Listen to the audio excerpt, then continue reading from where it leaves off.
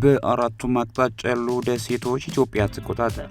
ቁጭት የወለደው የኢትዮጵያ ባህር በር ጥያቄ ውጤት አስገኘ።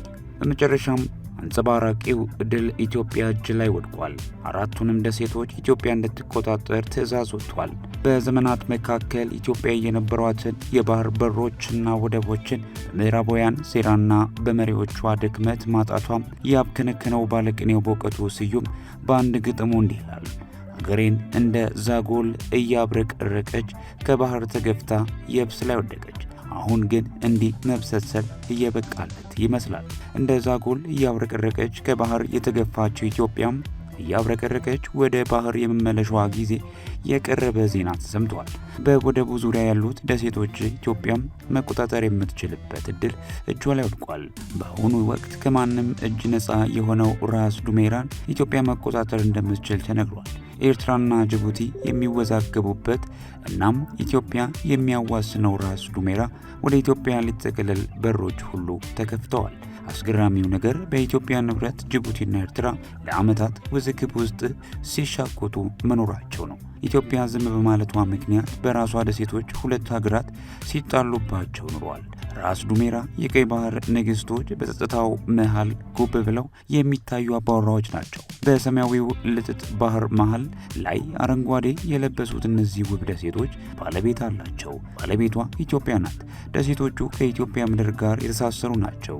ኢትዮጵያ እነዚህን ደሴቶች የራሷ ለማድረግ ግማሽ ቀን በቂዋ ነው። በክፍት የተተዉ የባህር መንገድ ኢትዮጵያ መያዝ አለባት። ራስ ዱሜራ ነገር ሲፈተሽ እኛ ባህር አልባ የሆነው በጠላቶች ሴራ ብቻ አይመስልም፣ ይልቁንም በራሳችን ፍቃድ ጭምር እንጂ።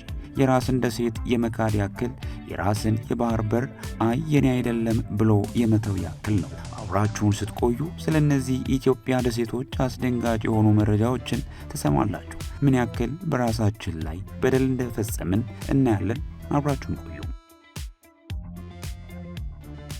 ዘ ዩናይትድ ስቴትስ አርሚ ዋር ኮሌጅ በምህጻረ ቃሉ USAWC የአሜሪካ ወታደራዊ የጦር አዛዦች ኮሌጅ ነው። ይህ በ2 ስኩዌር ኪሎ ሜትር ያረፈ ግዙፍ ኮሌጅ ካርሊዝል ፔንስልቬኒያ ይገኛል።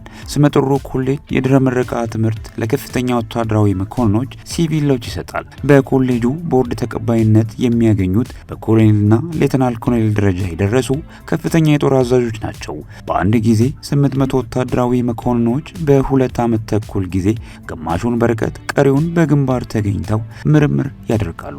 በዚሁ ዝነኛ የጦር ኮሌጅ እንደ አውሮፓ አቆጣጠር በ1991 የባባኤል መደብ ስትራቴጂክ ጠቀሜታ በሚል የየመን ኮሎኔል ያጠኑት ፕሮጀክት በቀይ ባህር ላይ ጅቡቲ 2 ደሴቶች፣ ኢትዮጵያ ደግሞ 4 ደሴቶች እንዳሏት ይገልጻል። በዚህ ሰነድ ላይ የዱሜራ ደሴቶች የኢትዮጵያ መሆናቸውን የሚጠቅሱ ሲሆን ጅቡቲ ባለቤትነት እንደሌላት ያሳያል።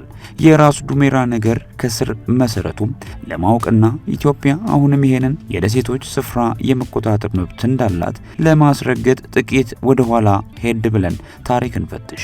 የጅቡቲና ኤርትራ የድንበር ውዝግብ የተጀመረው እንደ አውሮፓውያን ዘመን ቀመር በሚያዝያ 16 2008 ነበር። በወቅቱም የኤርትራ ጦር በጅቡቲ ግዛት ዘልቆ ምሽግ መቆፈሩን በመጥቀስ አቤት ማለቱን ተከትሎ ሁለቱ ሀገራት እንደ አውሮፓውያን ዘመን ቀመር ሰኔ 10 ቀን እስከ ሰኔ 13 2008 የዘለቀ ግጭት ውስጥ ገቡ። ኤርትራ የጅቡቲ የድንበር ስፍራ የሆነችውን ራስ ዱሜራን ለ2 ዓመታት በቁጥጥር ስር አድርጋ ቆየች። እንደ አውሮፓውያን ዘመን ቀመር በ2010 የሁለትዮሽ ድርድር ለማድረግ አካባቢውን ለቃ ወጣች። የኳታር ወታደሮች የሰላም አስከባሪ በመሆን ራስ ዱሜራን በተቆጣጣሪነት እዛው ሰፈሩ። ራስ ዱሜራ ወይም ኬፕ ዱሜራ በቀይ ባህር 1.5 ኪሎ ሜትር የሚሸፍንና ባህረ ሰላጤውን የሚከፍል አወዛጋቢ ስፍራ ነው። በፈረንጆቹ 1900 የተፈረመው ፕሮቶኮል የዓለም አቀፍ ድንበር ሆኖ ከወታደራዊ ቀጠናነት ነፃ እንዲሆን ጣሊያንና ፈረንሳይ መስማማታቸው ይነገራል። በ1935 ዓ.ም ግጭት ተከትሎ ሁለቱ ኃያላን ባካሄዱት ስምምነት ራስ ዱሜራ ኮረብታዎች ባይከለልም ሰሜናዊ ቁልቁለቱን ለጣሊያን ሆኖ ደቡባዊ ቁልቁለቱ ደግሞ ፈረንሳይ እንድትይዝ ሆነም።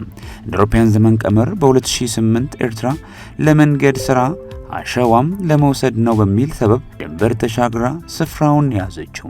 ሚያዝያ 16 ጅቡቲ ለተባበሩት መንግስታት ድርጅት የጸጥታው ምክር ቤት ኤርትራ በራስ ዱሜራ አቅራቢያ በሁለቱም የድንበር አካባቢዎች ምሽግ እየገነባች ነው የሚል ክስ አቀረበች። ጅቡቲ ለጸጥታው ምክር ቤት በጻፈችው ደብዳቤም ኤርትራ በአዲሱ ካርታዋ ራስ ዱሜራ አካታለች የሚል ነበር። የኳታር አደራዳሪነት ብዙም ሳይሰማ ቆይቶም ሀገራቱ ከባህረ ሰላጤው ጋር በገባችበት ውዝግብ በማሳበብ ራስ ዱሜራን ከ7 ዓመታት ቆይታ በኋላም ጦሩ ሹልክ ብሎ መውጣቱን ተከትሎም የኤርትራ ጦር አካባቢውን ተቆጣጠረ። ይህ ድርጊት ለኢትዮጵያ ትልቅ ትርጉም አለው። የቀድሞው ጠቅላይ ሚኒስትር መለስ ዜናዊ በወቅቱ የኤርትራ ድርጊት ለመላው የአፍሪካ ቀንድ ሰላም፣ ጸጥታ አደጋ ነው ብለው ነበር። ኢትዮጵያ በጅቡቲ የሚገኘውን የንግድ ኮሪደሯን ደህንነት ለማረጋገጥ ወታደራዊ እርምጃ እስከ መውሰድ እንደምትገደድ ጠቁማለች። መለስ ዜናዊ የአልጀርሱን የድርድር ስምምነት በመርህ ደረጃ መቀበላቸው በ5 ነጥብ ይፋ አድርገው ነበር። ጸጥቶ መቀበል የሚል ማብራሪያ ለሕዝብ ተወካዮች አቅርበው እንደነበር ይታወሳል። ይህ ማለት የውዝግቡ ማዕከል የሆነችውን ባድመን መስጠት ቢኖር እንኳን ኢትዮጵያም የባህር በር ሊፈጥር የሚችል ክፍተቱ በዚህ የዱሜራ በኩል መፍጠሩ አይቀርም ነበር። ይህንን ሰጥቶ መቀበል አሁንም እልባት ያገኝ አይደለም። ኤርትራ እግሯን አንፈራጣም፣ ጅቡቲ ደግሞ ከኤርትራ ጋር እግሯን ዝርግታ በማጋጠም ከባህሩ እንደ ክልሏት ማጤን ይቻላል። የኢትዮጵያና የኤርትራ ጦርነት ጉዳይ የግጭቱ መነሻም የባድመ የተባለችው ቦታ የገነነ ትኩረት ቢሰጣትም የድንበር ማካለሉ መሬት ላይ ሲሰመር አሰብን በሙሉ ወይም በከፊል ወደ ኢትዮጵያ የማያካልልበት ምክንያት የለም። በኤርትራና በጅቡቲ መካከል በመሃል ሰንጥቆ የሚወጣ ጠባብ ኮሪደር ላይ አዲስ ወደብ የሚያስገነባ ሰርጥ ወይም ደሴት የሚያስገኝ ሲሆን እንደሚችልም ይገመታል። አካባቢውን የሚያውቁ እንደሚናገሩት በኤርትራና በጅቡቲ መካከል የሁለቱም ያልሆነ 15 ኪሎ ሜትር ጨምሮ ኤርትራ ነፃ ከወጣች ከ17 ዓመታት በኋላ የራስ ዱሜራና የዱሜራ ደሴቶች የገባችው ጥያቄም ያስነሳል። የኢትዮጵያ መንግስት ይህንን ኮሪደር ለመያዝ ያደባ የነበረ ቢሆንም በድንበር መካለሉ እልባት አለማግኘቱ እክል ፈጥሮበት እንደሚሆን መጠርጠር አይቻልም። ኤርትራ አዲስ ካርታ መስራቷ ራስ ዱሜራንና ደሴቶቹን ማካተቷን ለጅቡቲ መረጃ የሰጣት የኢትዮጵያ መንግስት መሆኑ ግልጽ ነው። ኢትዮጵያ በመሪ ደረጃ ተቀበልኩት ያለችው የአልጀርሱ ስምምነት መሬት ላይ በሚያካሄደው መካከል ባድመን ብትሰጥም የቀይ ባህር መውጫ በር ኮሪደር የሚፈጥር አከላለል መኖሩ አይቀርም። ይህ ደግሞ ከ2017 ዓመተ ምህረት ጀምሮ ግብጽ፣ ሳውዲ አረቢያ፣ ባህሬን፣ የተባበሩት አረብ ኤሚሬቶችና ሌሎች ከኳታር ጋር የዲፕሎማሲና የኢኮኖሚ ግንኙነት በማቋረጣቸው ዶሃ የምግብ ሸቀጣሸቀጥ ማስገባት የምትችልበት ሐምድ የተሰኘ ወደብ ገንብታ ማስመረቋም ትልቅ ትምህርት ይሰጣል። ዩናይትድ ስቴትስ አርሚ ዋር ኮሌጅም የአሜሪካ ወታደራዊ የጦር አዛዦች ኮሌጅ ነው።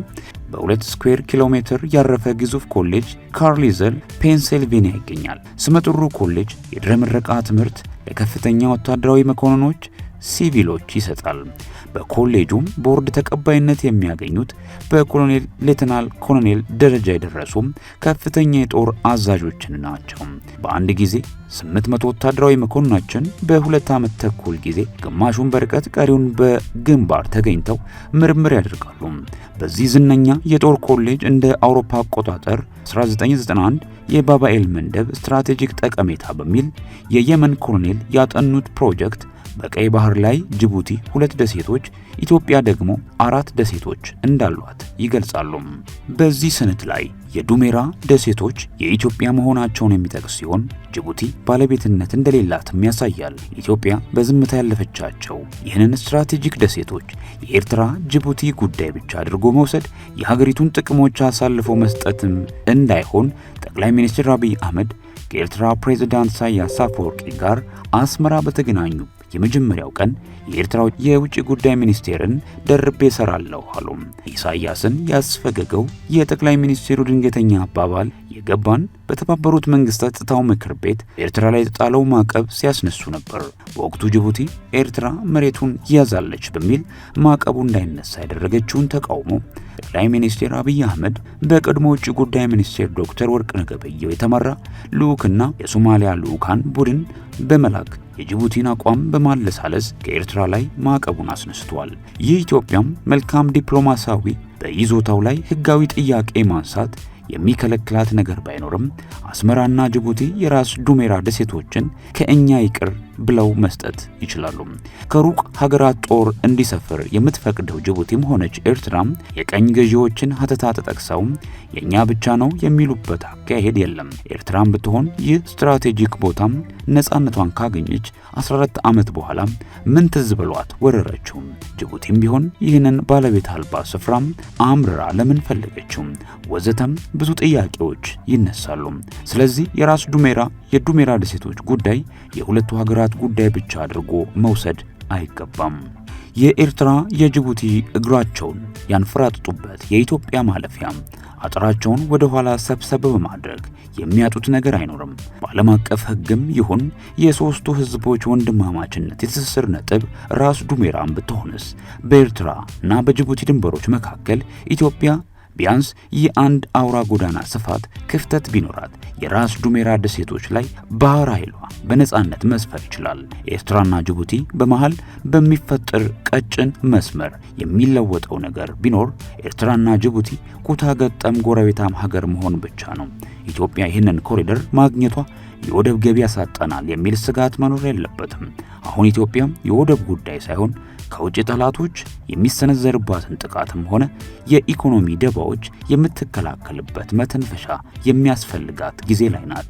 ያም ሆነ ይህ የአርጀንቲናና እንግሊዝ በፎክላንድ ደሴቶች ውዝግብ ጦርነት የደሴት ትንሽ እንደሌለው ይነግረናል።